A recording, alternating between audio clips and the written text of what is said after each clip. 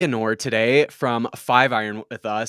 I'm so excited, Leanor. A couple years ago, we interviewed Reese, and it was an incredible interview. It was actually one of our bigger episodes, like when we kind of first began interviewing artists and everything. So it was a really fun time to see the Five Iron dedication come through. You guys have a cult following, if there ever was one. It's It's pretty also funny cool. because you keep saying five iron. It's five iron frenzy. You don't have to say five iron frenzy, but when you say five iron, you just show how cool you are that you really That's know. right. Yeah, That's right. yeah, You like I feel like I'm in the know when yeah. you call Five Iron, Well, right? we So even made a banner recently with just five iron. The audacity, Oh, right? wow. wow. Yeah. That's just I like the Beatles calling themselves the. yeah. Oh wow, I didn't know that. I kind of wanted to make a banner that said "You know who we are," but that's That's maybe pretentious. maybe That's too pretty cocky. pretentious. Yeah, but it's kind of fun because every band could have it up. Because like when you Yeah. play, like this last weekend, we had shows. We had five iron, and the Mephistopheles were playing, and it's like that doesn't fit. But they didn't have something to cover it. So if it said "You know who we are," it could fly for all bands. There's a problem with that though, because most of the time, like when I go to like larger shows and there's an opening Mm-hmm. band, they almost never say their name. And so half Oh, the time they're not on the billing, they're not on the ticket. You don't know who they are, and hmm. they never say who Yeah, they are. So you're left being yeah. like, what band is this?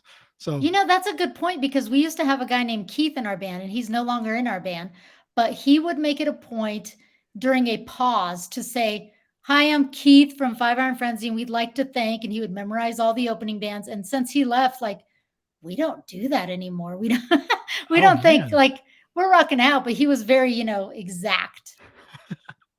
you're not being true to the scene, is what you're saying. I think that we play with so many bands that we've played with so many times. Like, I'm just going to say this and I'm not going to dwell a lot, but I'm not a spring chicken when it comes to ska shows. Like, Oh, like come on. just the other day, no, honestly, there was a guy on the side of the stage and he was sweating. We're playing in Boston. We're a little bit late. We're running like 5 minutes late. He's freaking out. He's coming up to me and he's like, the countdown's going down. They have like a digital clock and you can see it's going down. He's like, I just don't want to be the bad guy. I do not want to shut you down. And I'm like, well, I've been doing this since 1995. When were you born? And he said 1994. And I think I made my point. I said, we will not go over. If you have a curfew, we're pros at this point, dude. Oh, I thought you were going to say that the punk part of ska would come out, and you'd be like, "Nah, screw your curfews here. I'm doing what I want." I don't know. At 40, what am I? 46. At 46, almost 47, I'm like, I need to get to bed. I need to take my Tylenol PM. I have barely enough time to take my shower and stretch. They need more matinee ska shows, right? Did you That's see true. Jamie Lee Curtis said that Yes, she I did wanted see that. Muse? Yeah. What do you think of that? Would you go to a matinee show? Oh, Totally, 100%. I especially mean, ska Good. music. I mean, that's like daytime music, in my opinion. Hmm. It's like Yeah, I daytime think relaxing honestly, music. like if it's inside, you can change the lighting so it doesn't matter. The only bummer That's right. about that is that, I mean, I like the idea. I think the perfect time to go on stage is probably 10 p.m. Not none of this like 1 p.m. or midnight. 10 p.m. is like a nice headlining slot. Everybody's a little loosened up and has Yeah, been warmed sure. up by the opening bands. I think if it's noon, you might want to go home after a five iron show and take a nap. That is so offensive to me. Like if people were Oh. like, I saw five iron, went home, took a nap, had a walk with my spouse, I would like be like, forget it, I'm out. That's not cool. that's not ska. No, that's No, embarrassing. no. I think that they just went so hard at the Five Iron show that they had to go take a nap. That's well, they should. It's called bedtime and it's 10 o'clock. So, and we play, just so you guys know, like about when we headline an hour and a half. That is not That's a a small lot. amount of time. That's a Right. lot. Yeah, like even us, we're looking at the set list going, really? Like four more? Okay. Yeah. Do you feel that now? At Like I'm sure, I'm 46? sure, I I'm sure, think, like when you were in your yeah. 20s, So you would I have been think like that an hour and a half, great. But I think that my stomach, like recently, like we were, like with saxophone, you have to blow in, blow out a lot. And I was like, dude, I'm using my core. Like yeah, this is, and I do this. I'm like, this is cardio. Like hmm. But Yeah, you're like your it's Fitbit's fine. like, I think you're doing a workout right now. You want to know something cool? So during COVID, there was a time where, we weren't playing shows, but I started working out on the treadmill. And the last song, like I would play would be Every New Day, because for whatever reason, because as 5 iron, that would be our last song, I would get this burst of energy, right?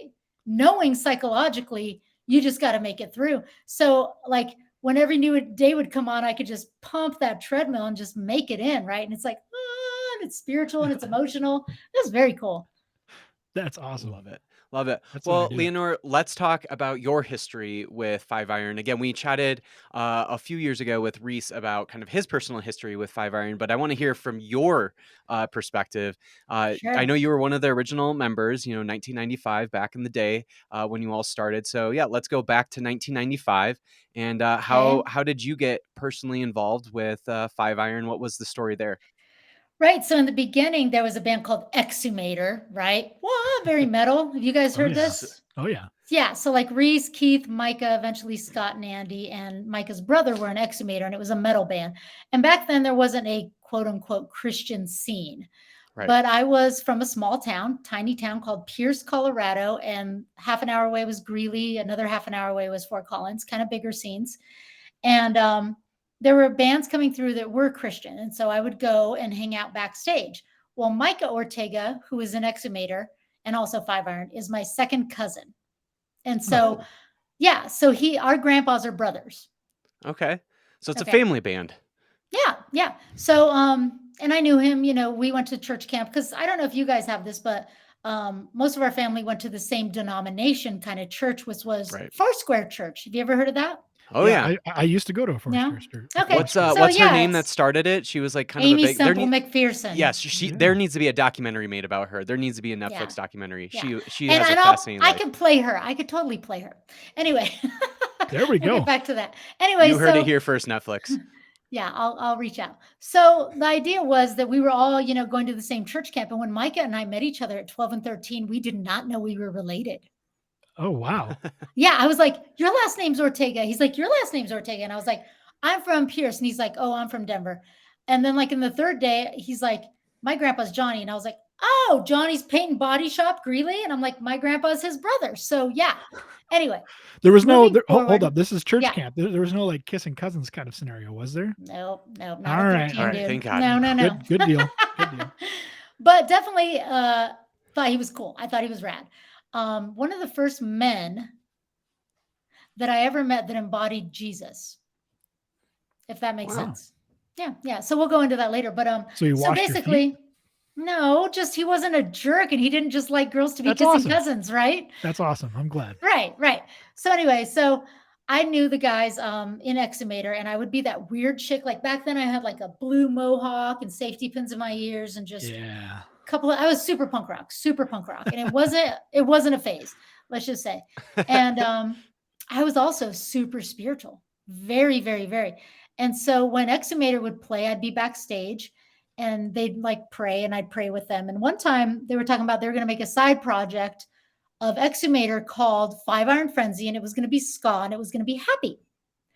And I didn't know, I barely knew ska. I knew like Skank and Pickle, a few different bands. And Micah said, my cousin plays saxophone. She could be in the band. And Reese came up to me and he's like, I've always wanted to be in a band with a girl. And then Andy came up to me and was like, but do you love the Lord? I was like, well, I'm a girl. I love the Lord. I play saxophone. Guess what? They never tried me out. So I joined the band and I started going up on weekends when I was in high school, and I sucked. Oh no. They never asked me if I was good.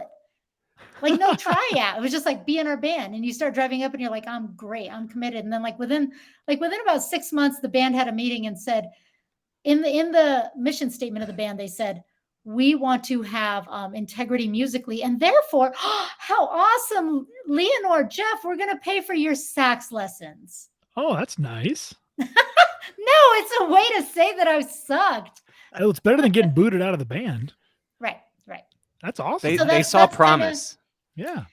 They saw, yeah. And we all sucked in the beginning. Like, I think Dennis was probably the only one who read music. Like, I went to high school band, kind of sucked. It was high school year. Micah, Brad, and me, the trumpet player, the guitar player, and the sax player, we all were graduating 1995 So on weekends, we would drive up and go right in Capitol Hill in Denver to the nasty, nasty band house.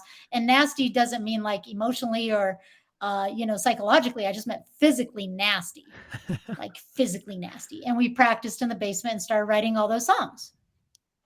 That's And that's how it awesome. began.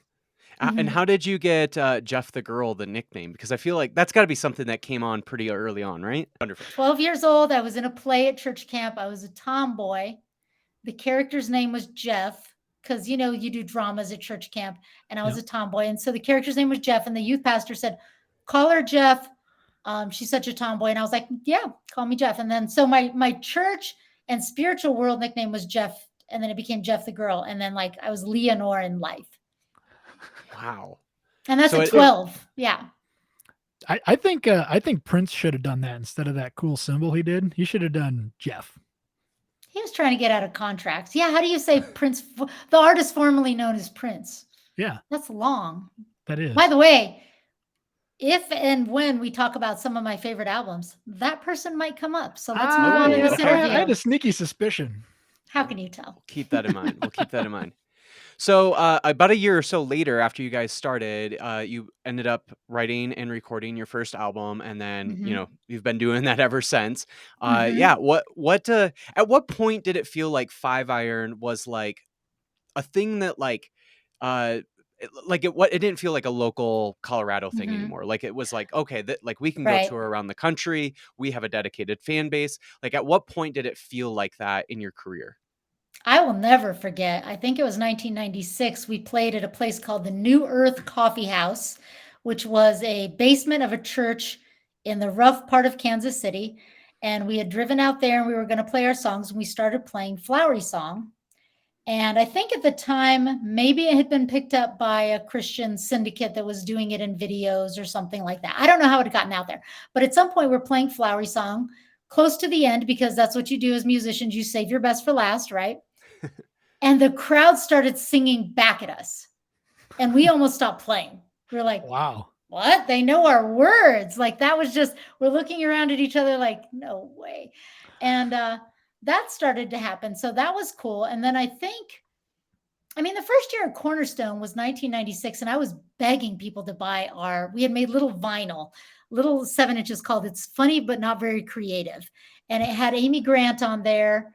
I don't remember. Maybe I had the Old West, but I was like, they were $5 and we needed to sell them to get gas money to go home. And I was like, I will give you an interpretive dance if you buy this stupid record, right? Like we weren't selling. I can't remember when we got bigger, but I do remember by the time we got signed to 5 Minute Walk, Frank Tate, who was the owner of 5 Minute Walk, booked a show at the Scream, which was another one of those, warehouses in Concord, California. We got on stage and there was probably 400 people there ready to mosh and skank and dance and crowd surf. And that was like, okay, here we go. So that felt like we had kind of made it. Wow. That's Yeah. unbelievable. It just like has got to be one of those really interesting feelings where it's like, you work up to that point where you work really hard. You're trying to write the best songs. You're trying to play, live as best as you can. And at some point, it just happens. And for a lot of bands, it doesn't, right? Like a lot of bands, they kind of just fizzle out and it just never happens for them. But Five Iron is one of those bands where it does happen and Mm. you become a thing. And here you are almost nearly 30 years later, you're 28 years old now. Yeah, almost 30 years later. And Yeah. here you are, you're still together. You're still playing shows. And that's just gotta be like a really interesting thing to think back to when you were, you're probably close to like 18, 19 when the band Yeah. first I started, was right? 18 when I started, 19 the first year. Yeah. Yeah, so, like, to think back to, like, when you were 18 and to think that you're still doing this, after all those years, that's just gotta be such a really interesting feeling knowing what you probably felt at 18 years old just starting your first band. Well, it's interesting because I really early on, maybe like 4 years in, we were one of the first bands I ever knew that had a mission statement. So we had a Mm, pastor, and in the beginning, we wrote out our mission statement, which is not only like who we want to rock out to, which was 50% secular, 50% Christian. I think you know what that means for you guys. But for those who don't know, it meant we would play clubs half of the time and venues, and then half of the time maybe the festivals or maybe the churches, right? Mm-hmm. And then not only that, but we would have musical integrity, be good at our instruments. We were there to serve the promoters, not be served. So at the end, we would clean up the venue, help with the green room. What else? There was just a lot of things on it. So every January for several years, we would get together for a spiritual retreat as a band.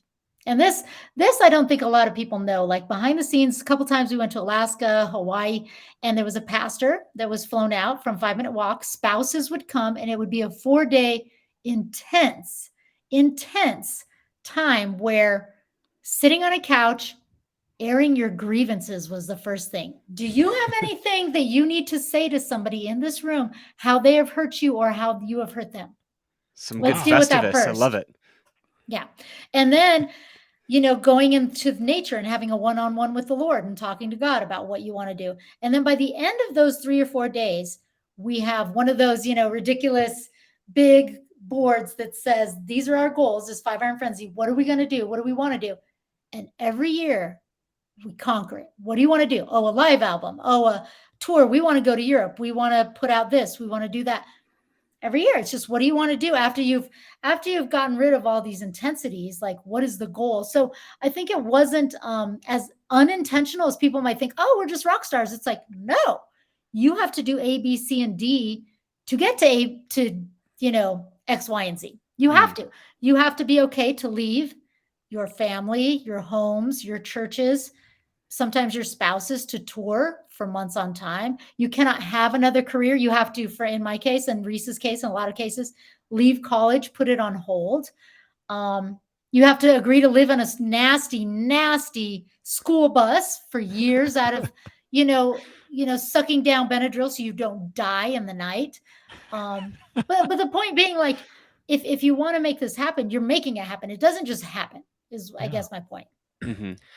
That seems like a very different train of thought than what maybe most bands kind of came up with. Most bands are just flying by the seat of their pants, right? Mm-hmm. I mean, you guys. Well, I don't know. I think the ones that are big get labels, and the labels tell them what to do. But in this case, we were controlling the conversation. Sure. It almost kind of has like a corporate-y kind of feel to it. And I'm not saying it is corporate, because it's way more healthy than that, I would say, just judging by the way that you're talking about it. But it just seems like a very it wasn't kind of thing. It wasn't corporate. Yeah, sure, it wasn't corporate, but you know what it was? It was intentional spiritually. It started out like, these days you'll hear the rhetoric, and I'm not one to say that it's a bad thing, because honestly, we might fall into that category now so many years later. But it wasn't, we are Christians in a band, but we were mission-based young people deciding our own fate and what fruit we wanted to produce. Nobody was telling us. It wasn't top down. It wasn't a label. It wasn't a church. It wasn't our parents. If anything, they thought we were insane. We were deciding what we wanted to do to make the biggest effort possible and the biggest impact. And it wasn't always quantity. Sometimes it's quality. Do you want to hear something cool? Yeah. Okay. So this is called the Robin Hood theory. Did Reese tell you about that? I don't think so. I don't recall that. Okay. So, years go by and you're starting to get this pattern. And basically there's a circuit of bands that tour during the summer for Christian festivals. They all go. It's like Reliant K, Newsboys, Audio A, POD, all these bands. We get to know each other. We're doing this circuit throughout the United States, hitting all the big festivals, hanging out backstage, having a good time, right? Well, those festivals pay pretty well. They really do. And so we knew that if we did those festivals through the summer, we could pocket some of that money. And then in the fall, we could do bar shows or club shows, not announced. These days you call it social media. We didn't have social media, but the point was not, putting it out there. And we could pay ourselves out of the money we already had. So it was the Robin Hood theory, where we would charge top dollar to the Christian Fest so we could pay ourselves when we played like the open mic in, the Cactus Club, San Jose dump club, right? And the point was, it's not that this is our amount that we need to make. It's like, we need to make that amount from you, because later we're going to be doing, some of this, the 50% secular touring. Sure. There's so much professionality going on here and intentionality at the same time. I love it. It's brilliant. Like I feel like so many more bands would be way more successful if they went the same route. But that actually kind of draws me into another question here. Ska music, especially Christian ska music, was definitely a phenomenon. Especially in the late 90s, I would say mid to late 90s. And Christian ska music in general definitely had an overexerted influence compared to the rest of Christian music, at least in my opinion, right? It was Right. cool. It was Yeah. good in comparison to other ska bands. Some of it. Um, yeah, I think Yeah. so. Yeah. Overall, Um, sure. so I'm curious what your thoughts are on why you think Christian ska in particular had so much better understanding of what culture was like and reaching that culture Hmm. to other Christian artists at that Right. same time.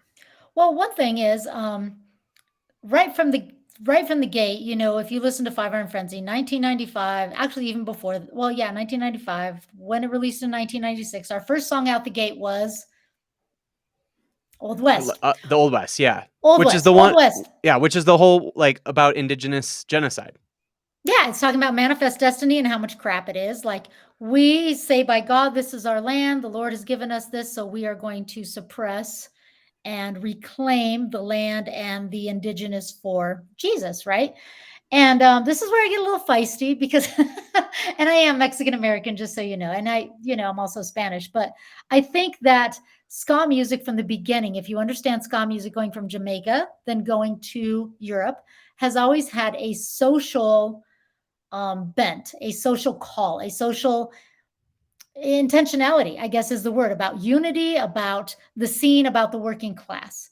And so when Five Iron came out, it was no different. It's not going to be just about Jesus. Jesus is cool, but Jesus is cool because he gives a damn, right? Jesus is cool Mm, because he gave his life, and his message is all about the underdog, the meek inheriting the earth, et cetera, et cetera. And so we took that and really ran with it. It wasn't intentional, it wasn't talked about, the lyrics, but when they were offered, it was like, yeah, this makes sense. And mhm, so I think that that's why Christian ska really got on the charts, is because it was different. It had the message of Jesus, not just musically, but lyrically. mhm, mhm. And I think that people that were listening, especially people in Christian bookstores with the headphones on, and their parents didn't know what they were listening to because their parents were like, "Oh, go to the Oh, it's Christian just Christian, bookstore. yeah.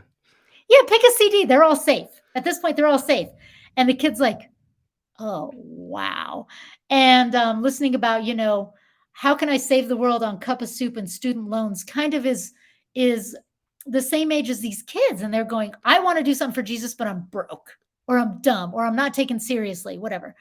And I think that that kind of is one of the reasons Five Iron and some of the ska bands started to make a indent in the scene. Yeah, I mean, I had a tweet, was it, a couple months ago now, where I said, "It's amazing that many youth group kids first learned about the genocide of indigenous people from a Christian ska band." Like, it still blows my Wow. mind that for a lot of people, uh, Yeah. especially us youth group kids, where we wouldn't Mhm. have learned that typically probably in our, like, social Mhm. studies or history courses, we're actually learning it from a ska band. Like, that just still blows my mind, and I find it both kinda hilarious, but also, like, I'm so appreciative of Five Iron Mhm. for that reason.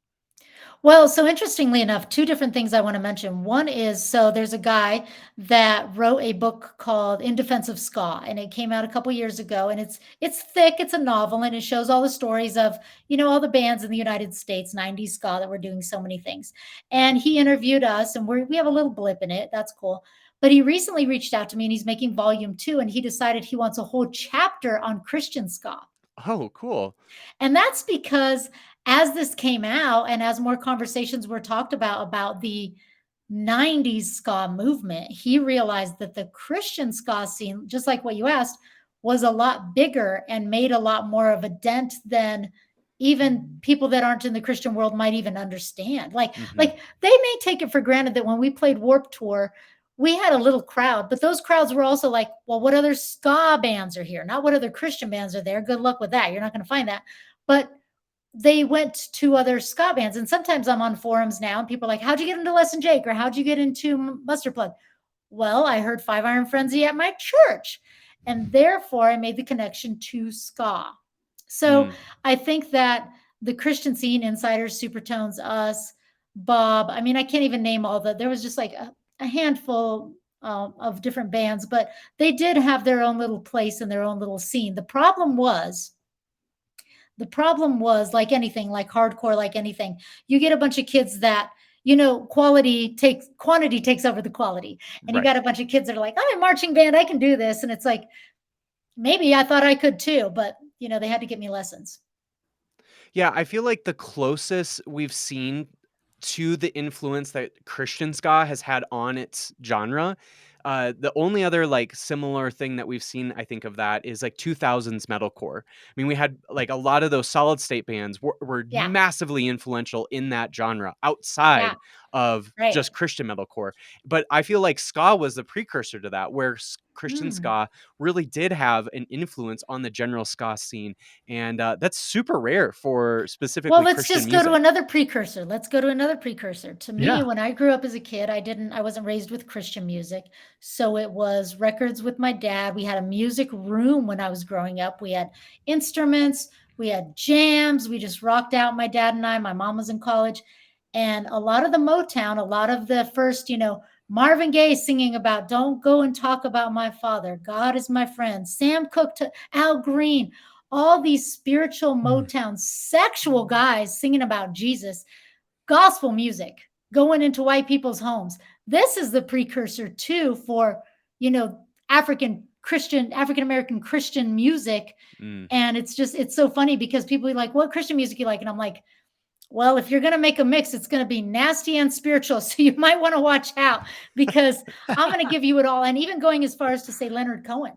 Like Mm. Leonard Oh, Cohen yeah. became, very spiritual in his books. The problem is they make compilations of his books and they're this big and they're like, this much that is like G to the Lord, and this much is like R, like to girls, and then this much is like X. And they just make, oh, here's this compilation. It's like, oh boy, you've made, wow.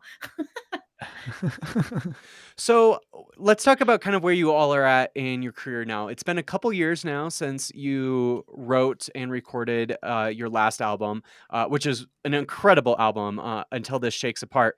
And we just, Cullen and I, again, we chatted with Reese about it a couple years ago when it first Mhm. came out, and just so incredible. But Mhm. again, it's been almost 30 years since you guys first started. It's been 28 years. Like, where, like, when you look back or when you think about where you're at in this in your career now with Five Iron, like, Mhm. what are some of those initial thoughts? Like, do you have like senses, like a sense of pride, or like, hey, we haven't finished this yet. Like, there's still so much more out there. I don't know. Like, I'm curious what those initial thoughts are when you think about where you're at right now. I still think a lot of those songs are good. Still think a lot of those messages are good. And it makes me sad that there's so much bullying and difficult times for kids these days. And I want to be like, why isn't Sucker Punch played at school rallies? Like Yeah. some of these songs that we wrote, I still feel have um, more to give, more to give the new generation. And so what's hopeful and what's happy is that the older generation, not you guys necessarily, you guys are still kind of young, but I'm talking like guys in their 40s and 50s, people in their 40s and 50s.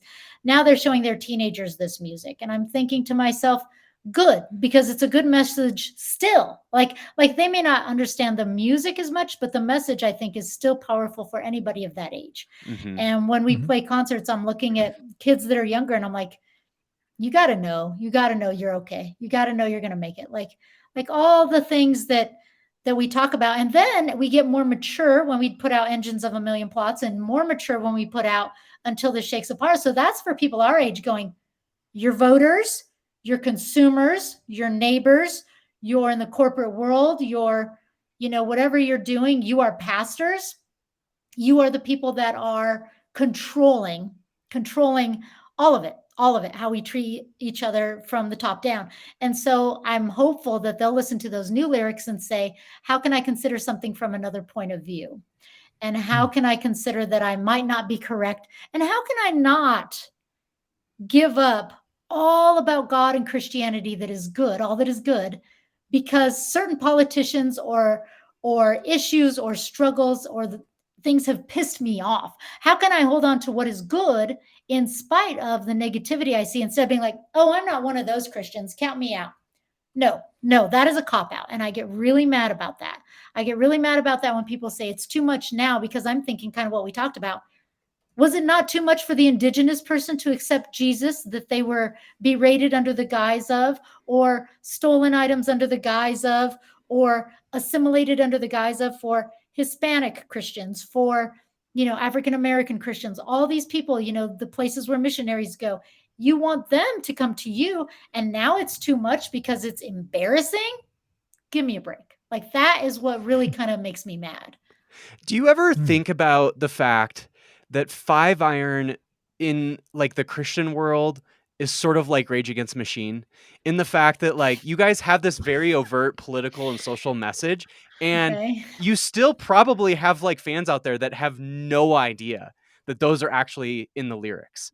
And I don't know if you've like seen the whole meme of Rage Against the Machine fans that are Yeah. like, wait, they're communists or whatever, and it's like, Yeah, I liked them where when have they you weren't been? political. We joke and we say, I liked them when they weren't political. I liked them when they didn't speak up, or I liked them when they Right. were just fun and funny. Do you guys ever get that, but from like the Christian world, where it's like, like where have you guys been since the first Yeah. song in 1995 was about indigenous Right. genocide? Like, where have you We been for the do last get 28 that, but years? I'm okay. I'm okay. I want those people to stick with us, because now we're writing songs about monuments. Now we're writing songs about um LGBTQ people. Now we're writing songs about gun violence, and I think Mhm. that if they can stick with us, even if it challenges them, fine. Challenge yourself as much as you need. It's, to me, it's not a no, it's a no brainer. Like, I'm one of those dichotomy of people. Like, right, like I said, my parents were born in the States. Their parents were born in Mexico.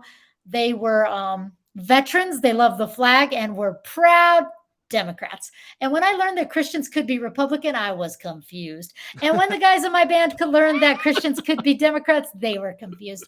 And guess what? It's okay. It is okay. We come from a different point of view. It's going to be all right. Like, I just think that when you're raised a certain way, you think everyone thinks the way you do. Yeah. Mhm. But I let's certainly talk was like about that. Rage Against the Machine. Oh my gosh, bucket list band. I would love to see them. I've never seen them, but live I was close, but then the foot injury, but maybe someday. Well, There you go. we'll have to I'm a go big together at fan. some point, because I would love to see Rage at some point too. I'm a big fan. I am going to Furnace Fest this year. You guys going? Yeah, we'll be there. Yeah, Yeah, awesome. I'll We'll be there. Who are you excited to see? Turnstile. I just saw them open for Blink 182, and they're so good. I'm excited to see Further Seems Forever. I can sing all those songs, Oh, unfortunately, yeah. because of an ex-boyfriend's mix CDs. Um, That sounds Insiders, exactly right. right. That's exactly the way Insiders I are the imagined good you saying that. friends. I Oh, think, yeah. isn't Roadside Monument, are they playing? Yes, Yes. they Right. are. And Right. also your former bandmate Seth will be playing with Oh yeah. Becoming the Archetype too. Becoming the Yeah, Archetype. yeah. I look forward to seeing him and MXPX. Those guys are like, I mean, MXPX, to be honest, back in the day, like, in case someone's listening to this and they don't know the Five Iron story, we were a band from 95 to 2003, broke up for 9 years, then got back together. So in the back together, we became really good friends with MXPX, and we have the same booking agent and play a lot with them. And it's been cool, because back in the day, it was like, I knew of them, but I didn't know them, and they're super cool guys. Well, we're looking forward to So it too. why aren't you guys playing at Furnace Fest with MXPX this Because year? there's next year. Oh, all Oh, right. There we You never go. know. I'm not confirming anything, but we played. okay. Well, What I have been told is that they don't usually like to book the same artist 2 years in a row, and we played last year.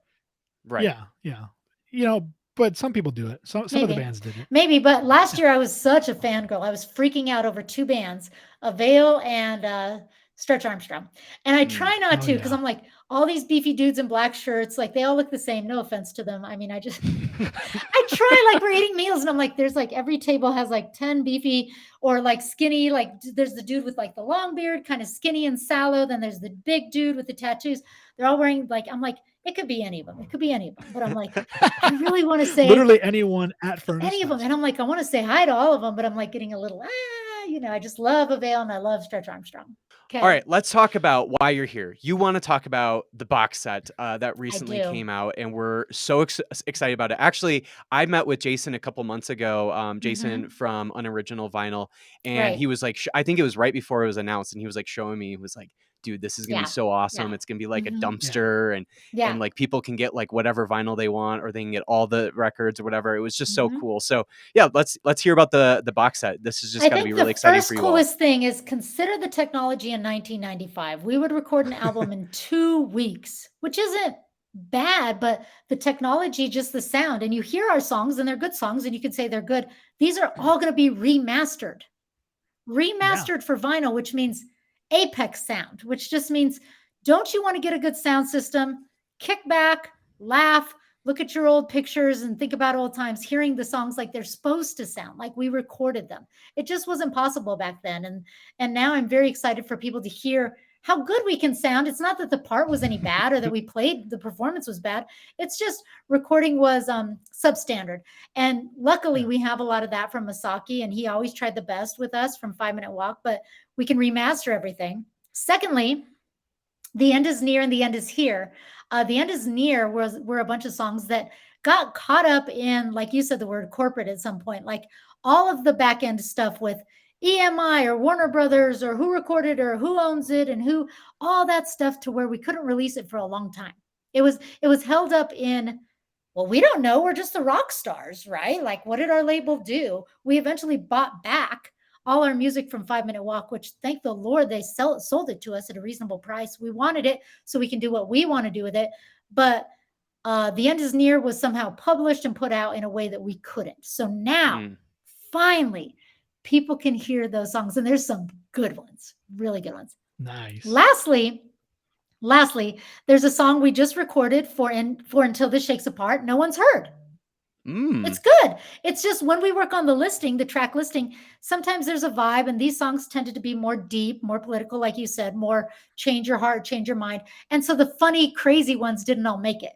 So it's fun. There's a song on there that's going to come out that nobody's heard. And again, some of the remastering of all this. And if you don't want any of the vinyl, you can buy the dumpster box, which I think is awesome, because a lot of people come up to me and they're like, you wrote back to me a letter when I was 15, or I bought this shirt, but it doesn't fit because it's extra small or it's extra large, and we don't dress like that now. So all the stuff you've saved can go in this memento box that looks like a dumpster. And when you open it, it looks like fire. Yeah. But it's only, honestly, it's only going to be available a couple more weeks. So it's limited pre-order. Got to jump on it. Yes, Gotta get it now. Yes. How crazy is it that you started off with 7-inch vinyls and now you're back to vinyls? You know, it is funny, because we recorded that in our house. We did the Everywhere I Go, and we listen to those songs now. We're like, why so fast? Why did we have to, like, we tried to play during practice. We tried to do Old West, like, it's like, my head hurts. Why? Everyone wanted to go fast back then. So fast, there's no groove. Now we get it. There needs to be a groove, right? That's right. Right. That's right. I'm really excited about it. It's really cool. I mean, Unoriginal Vinyl is known for doing these really cool vinyl re-releases and everything, but this has got to be one of the cooler ones, especially with that dumpster. And I forget what the whole like story around that was. I remember I was talking to Jason about it a couple months ago, but it's just like so cool that you can, like, you know, get this dumpster and then just put your vinyl in it. I mean, it feels so 5-iron. It's very 5-iron. And then the other thing is, if you already have the vinyl and you just want one that's not a special color, I don't know if you heard this in our video we made, but we're going to reuse, there's this piece on the end of the vinyl that just gets thrown away, but they're going to take those parts and just mix the colors and make our vinyl out of that, so it doesn't get thrown away. I love it. Oh, perfect. Yeah, it's rad. So everyone's going to have a one of a kind when they buy those. Yeah. So it's not really a dumpster. It's more of like a recycle bin. Yes. Very cool. I like it. Good job, Jason. Yeah. He's a boss. He's man. Crazy. He reminds me of Guy Smiley. He's cool. He's my bud. Yeah, he's good. Yeah. Are you ready to go to top 5? Okay, I'm ready. Yeah. You're ready. All right. Yeah. Awesome. Sweet. All right. Let's. Well, you said there was going to be a Prince on here and maybe Rage. Top 5 musical artists. Musical artists. Okay. That'll work. But I don't just say them. I'll give you a little bit of background, right? Remember, this is the most influential. They're not your favorite necessarily. Oh, influential. Ooh, now I got to change it. Yeah, the ones that have changed your life or changed you as a musician. Yeah. Well, we're going to start with Prince, because when I was like about, I don't know, 1984, I was about 8. And my family drove to California, and it was in one of those trucks that has like a shell on it. So I was pretty much getting poisoned the whole drive. But I had a little boombox there with batteries so I could sing. And do you remember the song, Baby, I'm a Star. No? Not personally. Anyway, I'm not yeah, the it's okay. It's biggest okay. Prince It's fan okay. personally, but The whole okay. concept All is right. he's singing, and this is in the Prince movie too, which is definitely R, just for everybody out there. But and I hadn't seen it at that point, of course. But the song talks about how he wants to be a rock star. He wants to make it, and he thinks he's awesome. And then later in the album, he's talking about the Lord, and he's saying, "I will die for you." And the hand symbols in the movie is, "I would die for you," and it's talking like from a point of Jesus Christ saying like, "I'm not your Yeah. lover, I'm not your friend, I am something that you've never understand." And Prince grew up, I think, Jehovah's Witness, but he had a spiritual Yep. background, and so he also did a song which is not on Purple Rain, but the Purple Rain album was one of my top 5. It's called "The Cross." Have either of you heard it? I have not. Okay. One of my favorite spiritual songs of all time is called "The Cross" by Prince. And most people, it's very, very under the gun. So just check it out. Nice. Yeah. Interesting. Will do. Yeah. Number 2, 19 Number let's hear it. 2. Metallica. Yeah. Metallica. Which album? Well, I think I don't. And Justice for All or Master of Puppets. I That's think the it's one. tied. That's the correct I answer. think it's tied. That's the correct Although one of my favorite Cool. songs is Fade to Black, which is, and when I got into them is when the Black album came out. But I had a crush. My first crush was on a heavy metal guy that nobody liked in high school. He was a senior. I was a freshman. He avoided me like the plague. The only time I could hang out with him is when I jumped the fence to go to his house on Saturdays to watch Headbangers Ball. Ooh.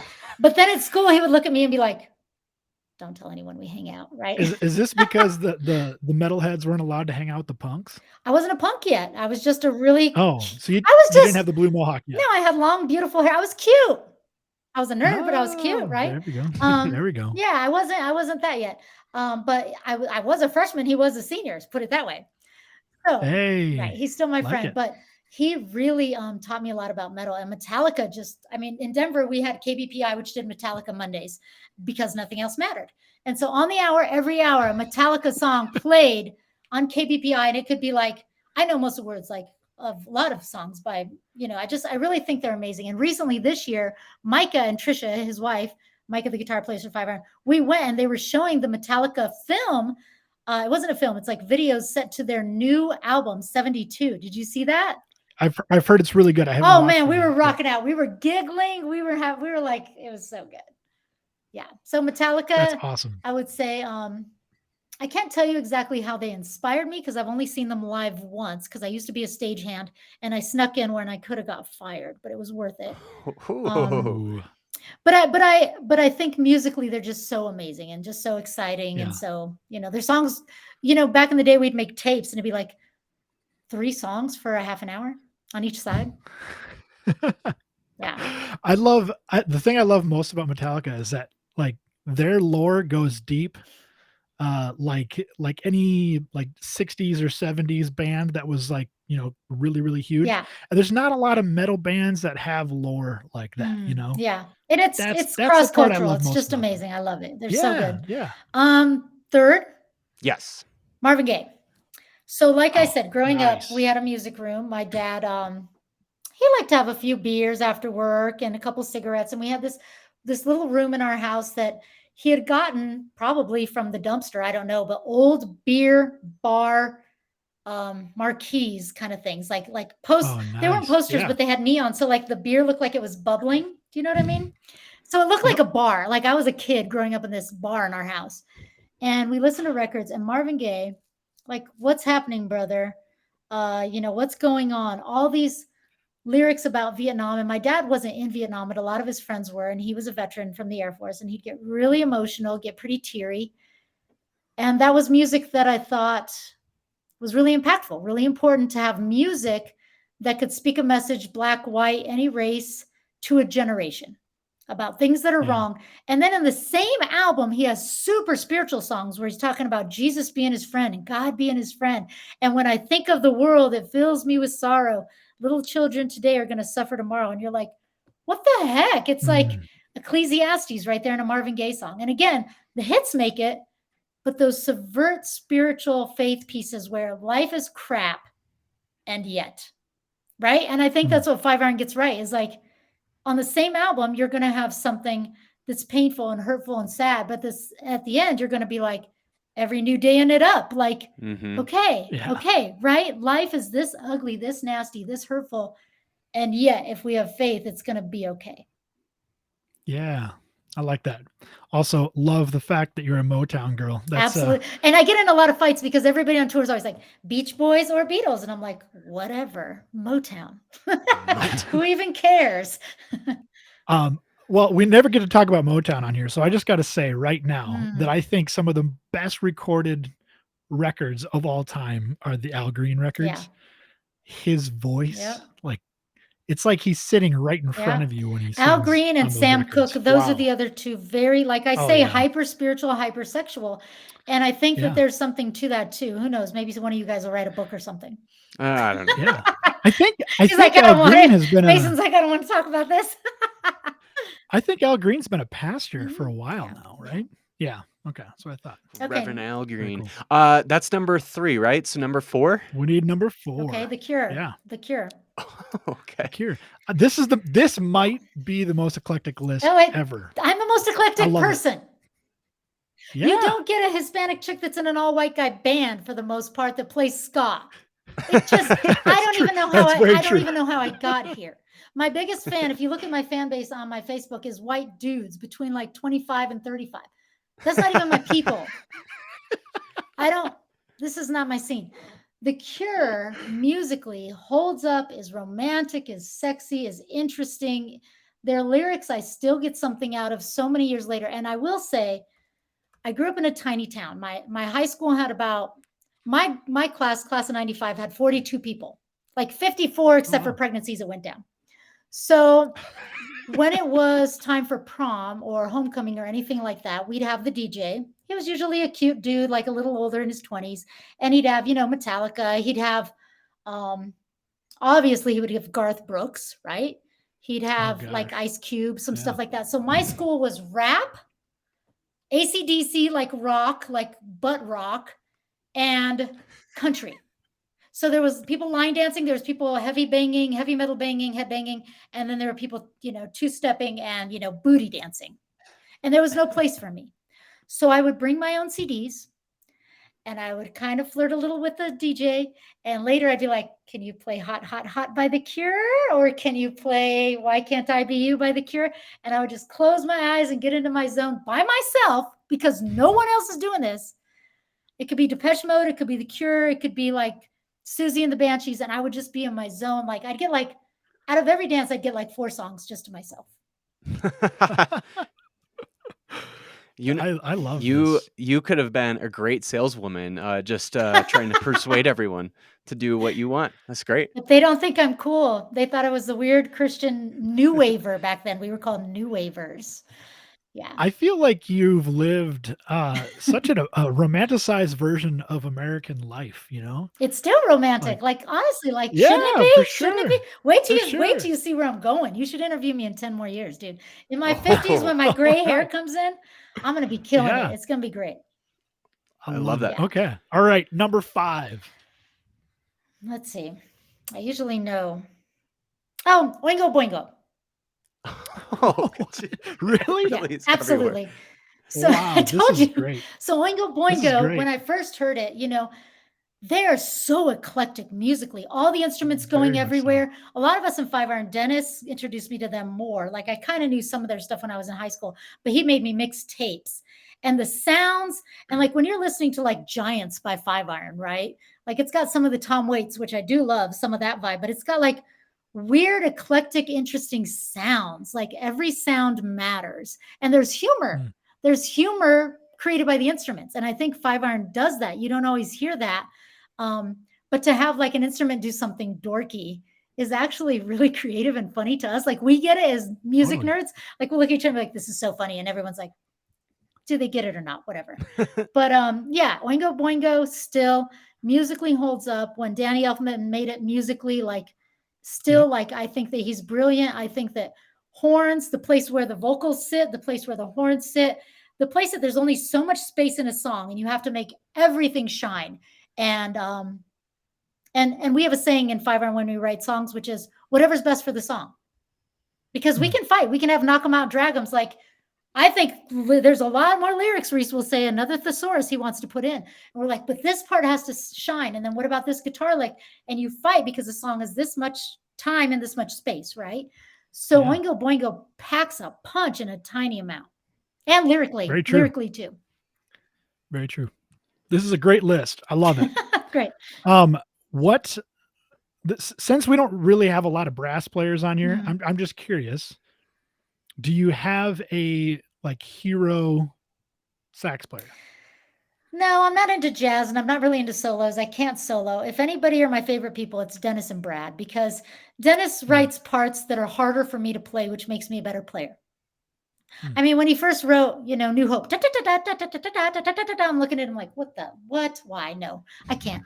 And he knows I can eventually. Or like So Far has so many horn parts. It's like, it's doing so many different things all over the place. But you get there because he writes them and you have to, right?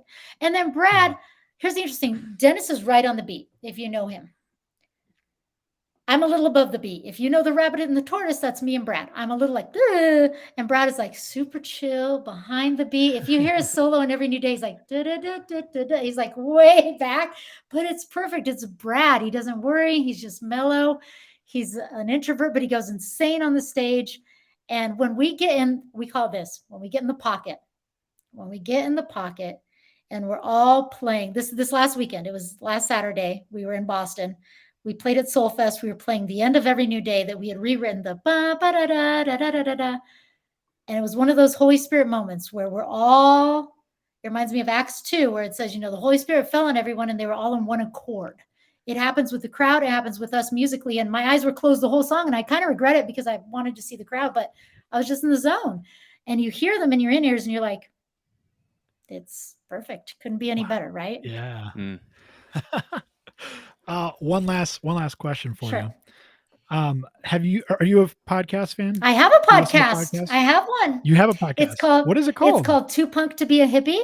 And it's about my failed attempts at green living. I talk about owning chickens and gardening and healthy meat and hey, we got to get together and hang. Sure. Yeah, I'm trying to be a hippie. I fail, but that's what I talk about.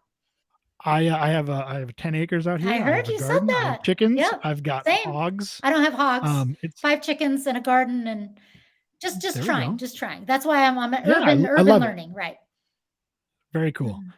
So the reason I asked about podcasts, I don't know if you ever heard of a podcast called American Innovations, but they have an incredible story on there about the invention of the saxophone. And how it's like one of the newest instruments. I didn't know that. In terms of what we consider, regular instruments, not like electronic or anything like that. Right. And it is fascinating. Okay. You have I will check it out. Or just go look up the history of saxophone. You'll have a blast. Okay. Because it's crazy. Yeah. Yeah. Very cool. Love it. Cool. What do you want to plug? Obviously, the dumpster vinyl set, box set is out there in the world, and people can go pre-order that. That's first and foremost because it's limited time. Mason, have you heard The Fast Feeling? I don't believe so. Well, this is a band of me, Scott, and Andy, and I sing, and it's new wave. Okay. Nice. Yeah. So a few years ago, I think we put it out 2016. Like it was between albums, and Scott is just so prolific. He had so many songs, like stacks and stacks and stacks. And Reese, couldn't get to them or didn't get to them. There were too many, and those were the ones he didn't choose. So I started writing melodies and lyrics on them. And then there's a guy from 11D7 named Matt Langston. Yeah. So he's in it too. So so it's got, some of the songs have drum machine, but a lot of them have Andy playing drum. And Reese is not in this, which it's Matt, me, Scott, and Andy, and it's called The Fast Feeling. So I want to plug that but I don't want people to rush. Take your time because you got to get the box set. But when you get ready, look up The Fast Feeling. We still have CDs. We have vinyl. You can just go to Bandcamp and check it out. And we have a couple videos. Perfect. Yeah. Love it. I'm excited to see that. I can't believe I haven't heard of that yet. The thing is, there's technology that makes it so I can sing, but I'm not that good. Like Scott even says, he's like, if you want to invest a few years and learn how to sing, you can do that, or we can use all this computer stuff. And I'm like, go for it. So it's really cool. It's very doctored up, but there's a bit of like Berlin, Joan Jett, Billy Idol, kind of like Sometimes I go like aggressive and sometimes I go really pretty. And Talking Heads a little bit, maybe? maybe more Pixies. More Like Pixies. All Matt right. Langston I'm came down. out and I'm he's down. actually a real legit producer. So he would teach me how Yeah. to sing with a voice, sing because I don't sing. So Yeah. he worked with me and we put out a pretty cool album. That's I awesome. love it. Sweet. Cool. I'm in. We'll I'm we'll in. definitely check that out. That's exciting. Mhm. Anything else you'd like to plug? Well, I think we're going to be holding auditions soon for a new lead singer, like Really? Reese Roper. Yeah, he's Yeah. great. He's an awesome singer, but he wants to tag team with someone. We've decided to be a two main singer band, so he can Wow. take off some of the songs, and then so the more of the songs that he wants someone to sing for him are the ones that involve singing. So he can still do like the rap kind of songs, but Mhm. anything Oh, that okay. that Yeah. really involves the high register, he's older now, he can't do the high register. So we're really looking for someone probably within the ages of like 18 to 20. Oh, young. So Okay. Female, probably I'm female out. All because right. that's All Reese's right. range. So yeah, Sure. we're Love looking that. for a Yeah. female that can Well, really pull off Reese's lyrics and emotionality. I really want you guys to have another woman in the band, but I think I could hit that range I've no You problem. I can? would love to. I would love Cullen to be in Dude, that sings band. Whitney you're Houston pretty frequently. Colin, you're like the Yeah. Rod Stewart of podcasters, bro. I don't know. You're like all gruff. You're I Oh yeah, I'm gruff down here, you're but gruff as can be, but maybe with right now, my well, speaking voice, like I yes. said with Yeah. Scott, you can use computers. So maybe, maybe we could just honestly what we should probably do because we've started using tracks in a couple of our songs. And I'm not embarrassed to say that, but basically it means like I Yeah. used to be like a purist and I was such a brat back in the day. I'd be like, oh my gosh, they use tracks. That is so embarrassing. And now we use them for like filler stuff, right? Maybe we could just put all the vocals on, tracks and Reese could just dance. He's really funny. Yeah. He won't forget the lyrics then too. He doesn't That's have to. right. He could just have fun. Yeah. Mhm. That's what I mean. Yeah. Yeah. I love it. That's the way to do it. Mhm. Well, yeah, we'll post about the new auditions. We're excited for a new lead singer in Five Yeah. Iron. You Exciting. guys are terrible. You're wonderful and you're terrible. I Never hope it's again. American Idol style. Oh, That's that's my right. Yeah, favorite. who's the Simon Cowell of Five Iron? Who's just gonna Scott. grill? Scott has a vein right here. And even when I first joined the band, like when we were recording upbeats and beatdowns, he would be, you're in a room by yourself recording and he's in the other room and you go, and he gives you that look and that veins popping out. And you're like, can you ask Scott to leave? But I knew he was just like dunking down under the desk. So the producer, he'd be like, that's flat. Tell her she sucks. Like, but you knew he was in there saying things. I hated it. Well, at least he's got a better hairstyle than Simon Cowell. That's all that matters. No hair is better, I guess. Sure. Okay. Yeah, exactly. That's Okay. the joke. Okay. Wonderful. All right. So I'll see you in 10 years when I'm really killing it in my romanticized life and we'll do this again. Yes. Well, we can do that, but Yeah. also we'll see you Yeah. in like 6 weeks now? Can Yeah. we make Furnace a Fest. point to get ice cream together? Of course. Yeah, totally. Okay, Do let's they, do that. is there ice cream Yeah. truck at Furnace Fest? It's not a Oh, yeah. trunk, it's a little Yeah. stand and it's It- so good. It's a little cone. Yeah, It's a big it's a ice cream cone. cone. We can Yeah. handle Well, it. you It's a you nice got my thing. number. Let's make it We're happen. gonna hang. We'll hang. Yeah. Sounds good. Love it. Love it. Well, thank Sweet. you so much for chatting more about Five Iron. Again, Mhm. just an incredible band. There's a reason why I think you guys won the CCM tournament, right? Remember that, Cullen? Oh, that- yeah. Yep. At first I was Yep, thinking totally that did. we wanted to put out an album called Worthy of the Bird, but we never got to that. So, yeah, CCM tournament instead of the real CCM. I get it. Yeah. That's right. That's right. Well, I mean, Second best. you all are beloved. It's just so cool to see a band like Five Iron. You've stuck to your values all these years. It's just really exciting to see a band do something like that. Continue to make unbelievable music. I really do think the last album was one of your better albums out there, and so it's Yes. just really cool to see you Awesome. all put out really really great music. You guys are playing shows still. You're still rocking Mhm. out, and Yep. and you've stuck to those values, and I mean that's just something you really have to just applaud somebody for. So thank you so much Mhm. for chatting more about Five Iron, your personal history with it, and all the exciting stuff that's coming out with Five Iron right now. Thank you guys, and we will see you at Furnace Fest. And thank you so much for having me on from Five Iron Frenzy. And all of us, we say thank you to all of our fans, and we will see you later.